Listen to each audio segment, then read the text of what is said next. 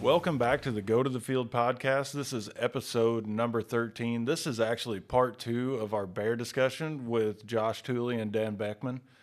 So promotions happen and promotions happen to good people. So Josh Tooley has actually taken a different role within Bear and is going to be selecting Dekalb hybrids for the company. And we wanted to go through a little bit of that process with you and what that looks like as they're selecting hybrids for Dekalb. Josh, can you tell us a little bit about your new role within Bear and what you'll be doing for Dekalb? Yeah, so the new role I took earlier this spring was the Dekalb Technical Product Lead. And so that's a big fancy title for I am the guy that gets to bridge the gap between our breeding organization and our commercial organization. So we have a large breeding organization that's taking hybrids, making new ones, combinations, traits, that somebody's got to go out there and pick which one of those fit the values that go into a Dekalb bag, and then help convey that into our commercial organization, to folks like our FSRs, to our retailers, get it to the grower level. So how does that, let's start at the very beginning of this, because I don't know if I necessarily understand this whole process. So breeding. So breeding is a large chunk of our organization. So we employ across the entire U.S., dozens of trained plant breeders. We call it product development scientists. Those folks take inbreds that we've had over the decades. So all the way back to the Dekalb, 6400s, the 63, 67s, those old classics. They take the inbreds out of those, improve them, add modern agronomics to them, recombinate them to make your new hybrids. And so that breeding organization kind of builds up that germplasm and continues developing it over time. So with that, we test at roughly 3,500 locations in breeding. The total area of breeding that we test is over 412,000 football fields. We take 13 billion data points from all the way from initial products that it's like there's no way this thing can make it, all the way to your elite, like your 6835, and combine those together and filter that data to find the best out of all that data. So how do you guys start that process? How do you go shopping for new hybrids? Well, that's a great question. So corn is always an interesting crop on that because it's a hybrid crop. So we take a male and a female and we cross them together. And so, really that shopping process becomes, currently at a digital level. So we're taking and we know how, let's call inbred A and inbred B works. And so we project out, if you take A and B and combine them with C, what does that hybrid make? And so we will do projections over time. Currently in our new pipeline, each hybrid that you see at your farm gate would have 1 million projections to find that, just to see how the different combinations of these inbreds make a hybrid that is agronomically fit for your farm. So once we get that, digital combination and we're like, okay, here's the top, for an easy number, 100 candidates that are 115-day corns. That's when we take those digital, take them to the field. We make those combinations between those two inbreds across all those combinations and start testing them across the U.S. So we test them, for 2 years before we have any trait inside of them, just to get a base yield line. Then once those candidates were like, okay, out of that 100, 30 of those look like they could be really good on our farm. They could fit our farm in 3 years. We insert we get the right trait packages in them for that market, for that area. Because like Southern Illinois, 115-day that is heavily rootworm corn, you probably don't need that combination because you don't have that pressure. So those products, if it fits better in that southern corn belt, Southern Illinois, Indiana, we're going to look and target a product that's more traded for that, like in a tricepta or double. Take those 30, insert the trait, and then test them for 2 years commercially or pre-commercially.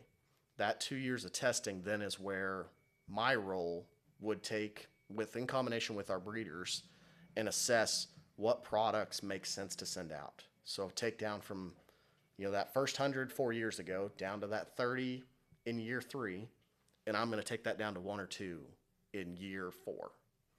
So when you look at that, and you mentioned the product 6835, for that to come to market, what is the time span for that thing to hit commercial launch? So when you look at it, the average product, it is speeding up. So historically, a lot of people were around for the original Roundup 2s. That was going to take, or Roundup 2 Yield Guard corn. That was going to take you easily 10 to 15 years.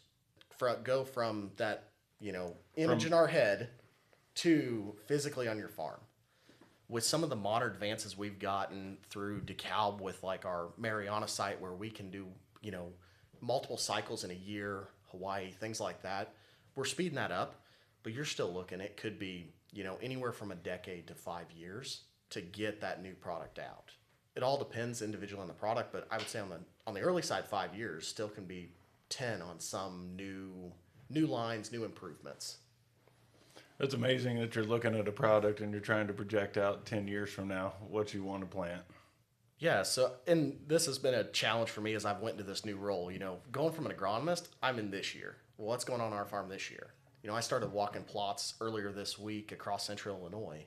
And I'm thinking about this, what I'm thinking about today is what you're going to plant in your field in 27. Because that's what I'm looking at this year in 25 is 27's crop. And so that kind of foresight, as Bear, we have to kind of think where you're going, not where you're at today. And so kind of keeping that in mind with what could be that next agronomic challenge, what could be that next issue that could hit your farm.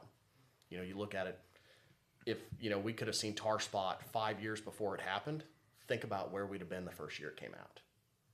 So it's kind of that forward thinking mindset.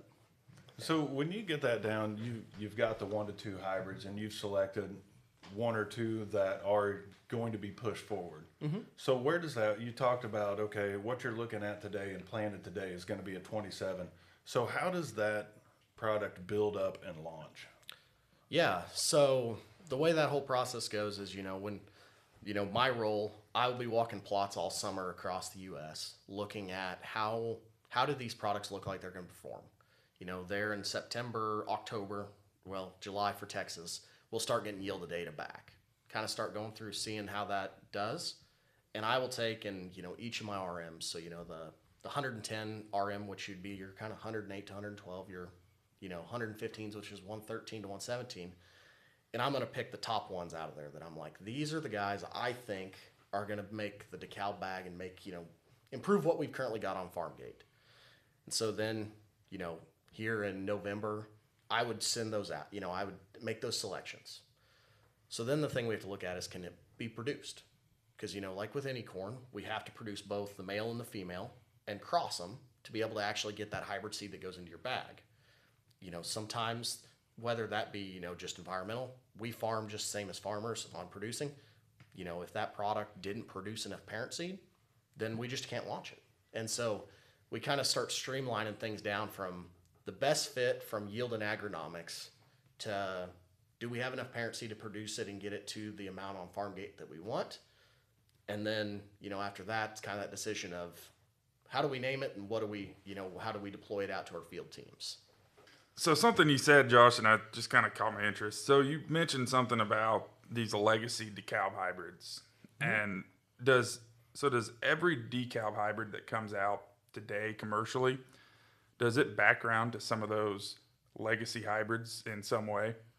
Yeah, that, all of those would come out of our background genetics from over the decades. You look at Dekalb, we've been a genetics company for, I think, 112 years. Everything's going back to those foundational genetics. We're just continuing to improve upon those. So some of the fan favorites in Southern Illinois, over the decades, there's a reason Dekalb corn has a look for you when it goes in Southern Illinois. We're taking those products or those combinations that we liked, let's say in 2005, and then, improve those inbreds, make it better. And then in 2015 or 2025, we may launch the new and improved, of that, where it looks similar, but, has better agronomics, better standability, just overall better yield.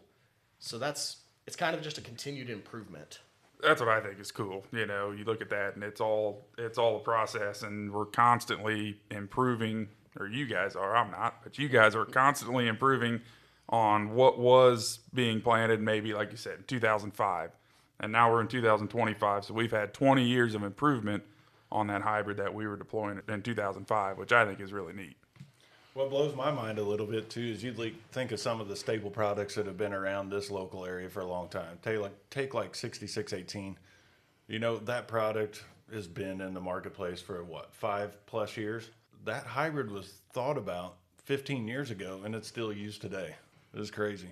It is. And what I get excited about is that we talk about yield gain, and sometimes it feels like maybe words or a sales pitch, but we feel the yield gains locally over a 5-year period, over a 2-year period. And then you look at that in a 10-year period, and you do get to witness and see those yield gains. So you talk about that rate of gain on hybrids. Do you guys have a number that you work with as far as a rate of gain that you expect each year, you know, from a new class? Yeah, usually we assume in the industry between 1.5 and 2 bushels of gain a year. It's an ebb and flow like everything else. Some product classes jump gigantically. Some are more filling out that. So that's the other part of it is how do we build a complete farm? Because look at 6835. You know, that product was a giant jump in yield. It fits a ton of acres, but it needed some compadres around it to be able to fill that lineup out. So that's kind of, you know, that big jump, some ones that are as good or similar, but more filling around the placement and increase that consistency, maybe like on a wet acre, things like that. Mm-hmm. Well, and to realize the rate of gain that you're getting every year, you have to put the product in the right spot. 100%. Because And if you don't, then you're not going to realize it or see that rate of gain. 100%. And we talk a lot about germplasm first, genetics first, trait second. And I think that's a key in our line of business when we are striving for more yield. So when you're looking at these new products, Josh, which you're going to get firsthand touch out in the field, so are you the one that's actually grading these specific hybrids on, say, Southern Rust, Gray Leaf Spot, Green Snap, all these different ratings within the seed guide? So that's a yes and a no question. So it's probably my favorite answer of it's complicated. So, you know, I will be the first one to say I'm not an expert in everything by any means. I would call myself more of a Swiss Army knife. So we've got folks within our breeding organization that are elite. Whether that be we have a pathologist that I'd put up against anyone. I would much rather her be rating Southern Rust because she is going to be able to go there, be able to understand that individual pathogen better than me. So I take a lot of those ratings that, you know, folks that are experts in that field are going to rate, compile that together, and also compare it to my notes. So that's kind of the thing is every one of these plots I'll look at, but I may only be at a plot, you know, 1, 2, 3 times a year because, you know, we're talking 500, 600, 700 plots across the U.S., whereas a pathologist has got individual plots that they know have, you know, like Southern Rust or tar spot or whatever that issue we want to look at for or screen for, and they will spend multiple times. They'll be out there every couple of weeks. They'll be doing that, and they'll get that rating. So it's a long way around to, yes, I'm the one that kind of approves and makes sure everything makes sense within the seed guide, but especially on the diseases, things of that nature, we kind of leave that to the experts in those fields to give us the advice on where they think that it best fits, and then making sure my notes as I walk the fields makes sense. Because the other folks that are involved in this, and nobody has talked about a lot to our farmers, is what we call our field advancement specialists. And so in corn, we have 13 of those across the U.S. And so one that might ring a bell for Southern Illinois was Randy McElroy. He was a field advancement specialist in soybeans for 20 years. And so those are the people that help assist me in walking their local plots and being able to get that local touch and feel, and also to get that local feedback from those teams, you know, like Dan, like our FSRs on what's our major issues.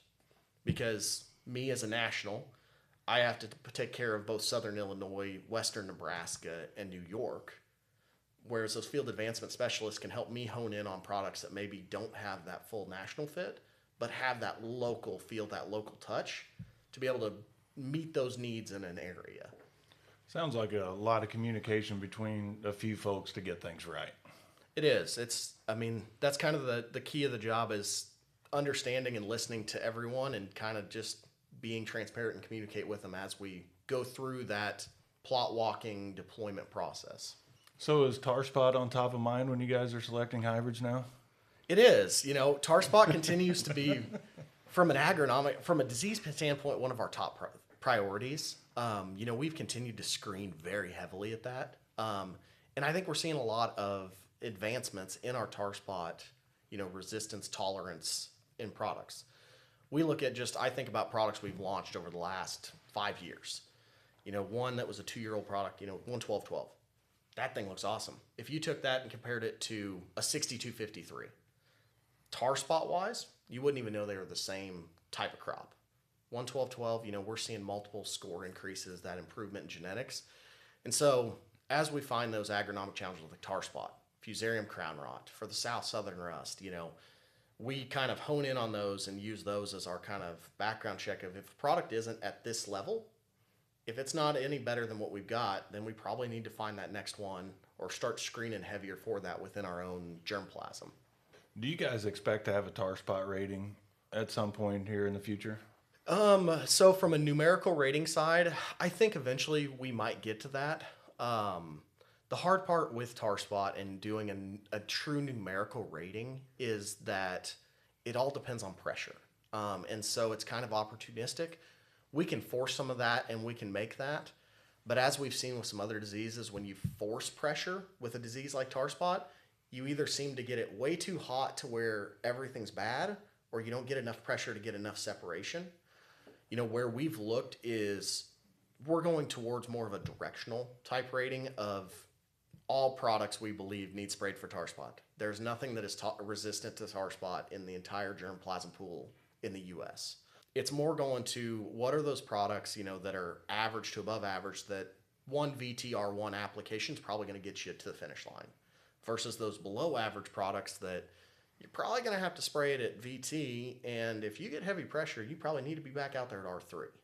So we're kind of, instead of going just to a straight numeric, because we don't want the perception that there's resistance out there if we give out a 2, that somebody doesn't go and spray it for tar spot. We want to more designate how many applications, how much planning needs to be in that management plan for tar spot. One question that I do have burning yet, is there a certain philosophy that Bayer uses to pick hybrids for commercial launch? Yeah, we generally, and this is each product lead gets to kind of determine the path, but mine is going towards stability. Yep. I want top end yield, but we've seen it. Look at our older products. We've been cranking 300 bushel corn for 5, 6, 8 years. The genetic potential is there to go well past where growers are at today.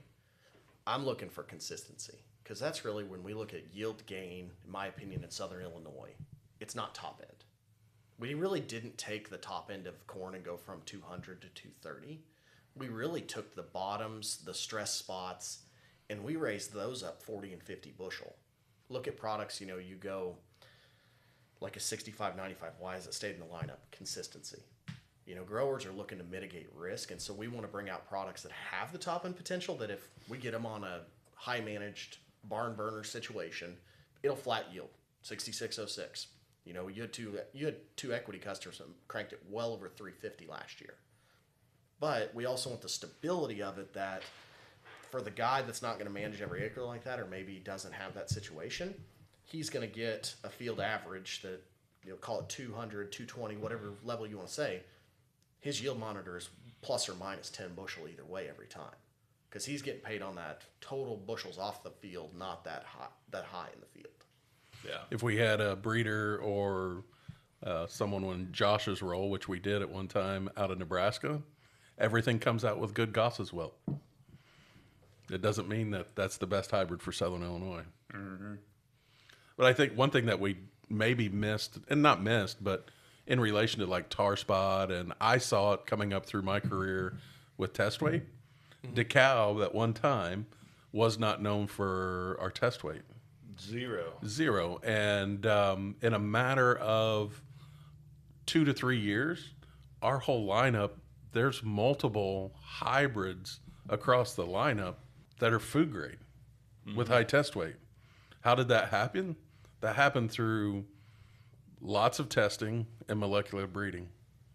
And when you look at problems like tar spot, it allows us with our technology to react sooner than what we ever did before, and to have answers.